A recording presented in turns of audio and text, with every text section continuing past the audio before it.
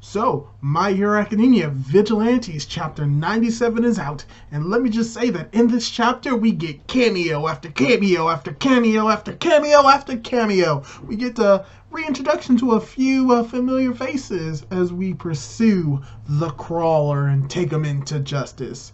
But the real question is, will they succeed at doing that? Well, you're gonna have to watch this video to find out right after this intro. Hit it!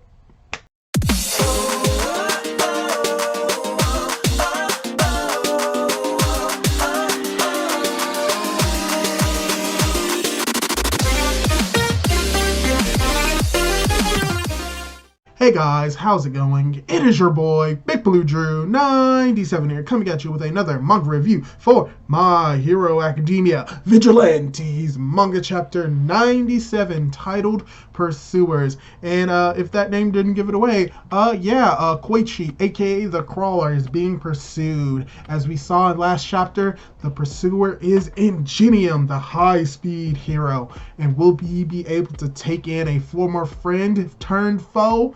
Well, we're gonna have to talk about this chapter to actually find out, but there was a few surprises when I was reading it that I didn't think was gonna happen. So before we get more into the review, I'd like to ask you, the viewer, if you haven't done so, to subscribe to my YouTube channel, Big Blue Drew 97, and leave a like and a comment on this video if you like this type of content, you like the My Hero Academia Vigilantes reviews. And without the way, let's get right into the review.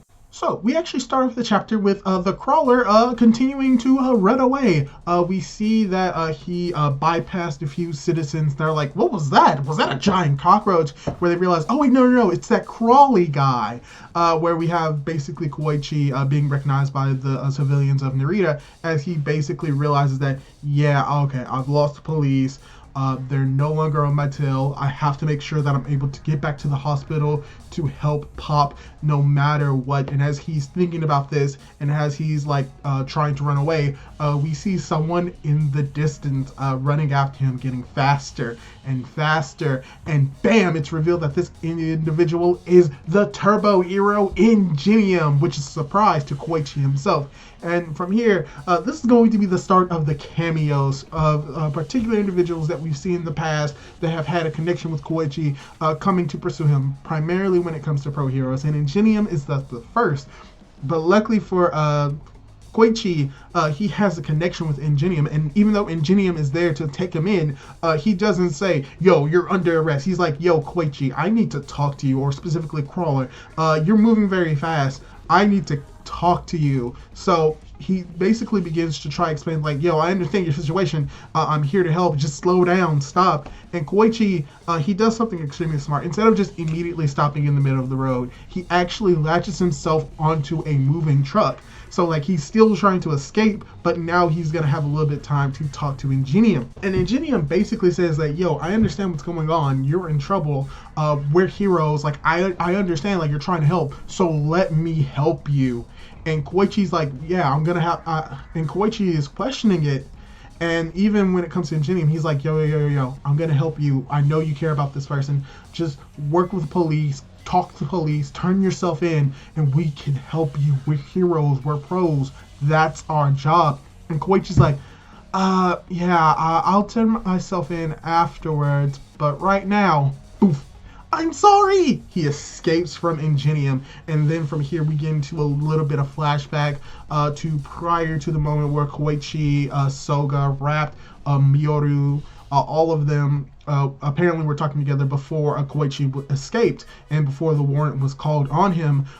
Soga basically tells Koichi that, right now you can't work with the cops and you can't work with the pro heroes. And the explanation is that, the guy who infiltrated like the security office, he must have had ties with the heroes and the police for him to get in that easy. So you can't trust them. If he can get in, you can't trust the heroes, you can't trust the pro heroes. We're gonna have to do this on our own, so make sure you don't work with them. And that's basically what Soga says, and that makes sense because we as the readers, we know that, the person who broke in is number 6. He disguised himself as a hero. He had a pro hero license and therefore is a part of this system. So Soga basically tells Koichi, like, we can't be a part of the system right now. It's not safe. We gotta do this on our own. And Koichi hears this and he's like, so what you're saying is, I have to be free to help Pop at any time. Is that right? And Toga responds with yeah. And you know what? It makes sense. If you can't trust the pro heroes, you can't trust the police, you can't trust the system, you have to do it on your own. And this is very cool because it shows that even with all the situation going on, Koichi really cares for Popstep, even to the point where he literally runs from the cops, runs from pro heroes, someone who wants to be a hero and save people, help people. He realizes that he's trying to be selfish in this one moment because it's for someone he cares about. It's for Popstep. And so he does the best that he can to try and not be associated with these heroes when he tries to escape.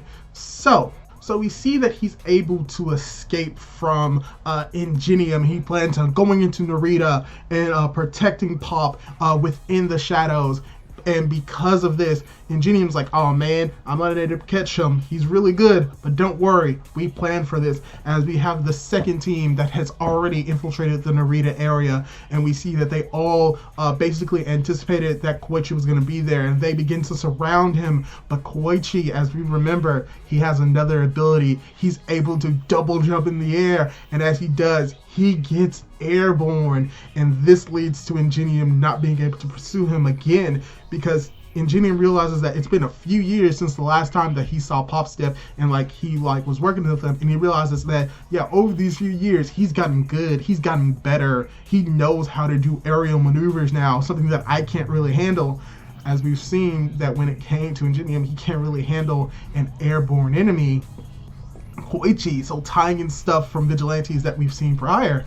But Ingenium also realizes that, that's something that I can't handle, but I know I'll let them finish the job. And you may be wondering, well, who is them? Well, as Koichi is flying in the air, doing his double jump ability, we hear this Ninpo! Spiral Spear Hand! As if you didn't know, now we're getting the reintroduction back into the series of Vigilantes.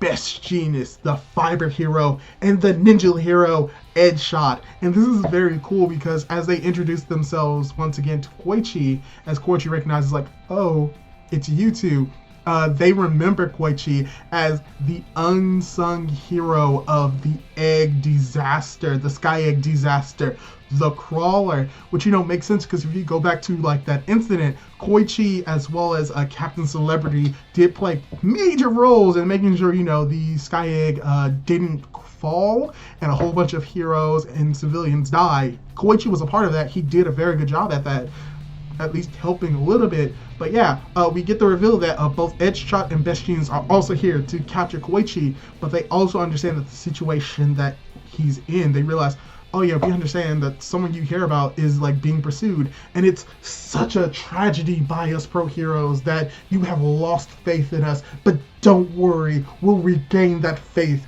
Just trust us, work with us. Best Genius is being as Best Genius flamboyant as he can, and I'm trying to imitate that to the best of my ability. Just work with us, boy!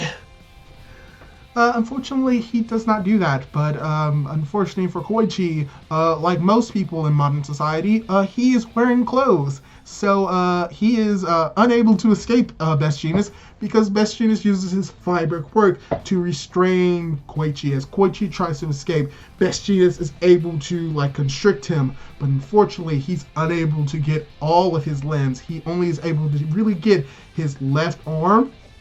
And if we remember correctly, as long as Koichi, for the most part, has 3 points of contact on the ground, he can still use his sliding quirk, which he does to an effective degree, to the point where he decides to throw himself off of the building. And Best Genius is like, oh no, we can't have that.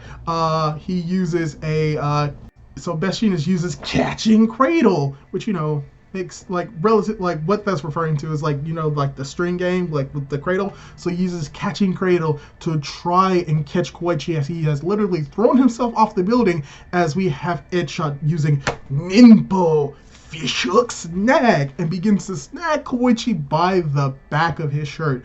But luckily enough, because of what Edge Shot did, it gave Koichi a little bit more room to move, and as well as he probably got out of Best Genius's fiber ability, he was able to basically double jump himself out of the situation. So you have Best Jeanist and Koichi evaded their capture from two pro heroes, and even though this is like around a few years before the start of My Hero Academia, Best Jeanist is probably like the third or fourth like best hero, and Edgeshot maybe like fifth or sixth. He literally escaped two most likely top 10 heroes. And you know what's interesting is that they don't say like, oh wow, he's like an amazing person, oh man, he's stronger than us, oh man, he got away of his own accord. Best Jeanist is basically like, it's not that he's like better than us, it's just that we really underestimated this kid. Like, he plans to throw himself off of the building and risk his life. Yeah, when it comes to people like that, yeah, we can't like go in this situation and pursue someone like that without harming them. But because we are heroes, we're gonna have to do that. We can't let what he just did slide. There are no excuses for that. We must capture him. So yeah, Koichi escaped some pro heroes, and we most likely get a change in time where it seems as if it goes from in the middle of the day to more at night. And the reason why I bring that up is because we get the reintroduction of someone else who works in the night. As you have Koichi, who hears sirens in the background. He thinks like, oh yeah, they must still be chasing me, but it's fine. I know this area. Even the heroes are after me, but this is fine. I'm in this area. I'm gonna have to focus on trying to help Popstep return back to the hospital through Narita, through the shadows. As we have someone who chimes in, it's like, it's not really that much light outside, isn't it? You know, most heroes, they really don't do good in these type of situations. They don't really know how to deal with the underbelly of society, especially in Narita. But that's where I come in, though. This individual closes a book, and it's like, yeah, this place, it's filled with crime, the domain of villains. But more importantly, it's my hunting ground. Get it, Crawler? As we're reintroduced to the Eraser hero, Eraserhead. Of all the people that he would have had to meet, Eraserhead is probably both the best and the worst person to have met. The worst person, objectively, to go after the Crawler would be Endeavor or All Might. Eraserhead is like the best of the worst situation, because from here we don't know exactly what Eraser is thinking. We have Eraserhead towards the beginning of this chapter is very like nonchalant when it comes to vigilantes. He saw that Deku as well, not Deku. Wow, I'm getting confused. We have Eraser who saw Koichi as well as Knuckleduster being vigilantes, but he's like, that's not a part of my jurisdiction. You're not villains. You're not even using your quirks, so I'm not going to take you in. And we know that he has played like roles in the vigilante underground. Like, he knows that who they are. He knows what they do, and he hasn't taken them in. So there's a very high possibility that Eraserhead may not try to capture Koichi the Crawler, or he may successfully do it. We just don't know, but we know for a fact that there's going to have to be a confrontation, because throughout this entire chapter, that's basically what Koichi was doing. He was confronting pro hero after pro hero after pro hero, escaping their grasp, but now he's going with his quirk, but now he has to face a pro hero that can literally nullify his quirk. So most likely what is going to be happening is that at the very least, they're going to be talking about the situation that's going on. They're going to have like most likely a face-to-face talk. Frankly, Eraserhead may be the only pro hero in Hero Society that Koichi can talk to, because he's one of the very few pro heroes that does the underground, that doesn't go within the limelight, doesn't like fully like go through like every other hero does when it comes to like being a hero. He works at night, so he may be able to understand Koichi, and he may be able to lend a hand, or he may be trying to take him in. And against someone like Eraserhead, who is like a key member in like hand-to-hand combat, using his scarf, able to nullify quirk, Koichi may not be able to escape unless there's some type of intervention from another person, someone else who is quirkless, who wouldn't have their quirk nullified. The return of Knuckleduster, anyone?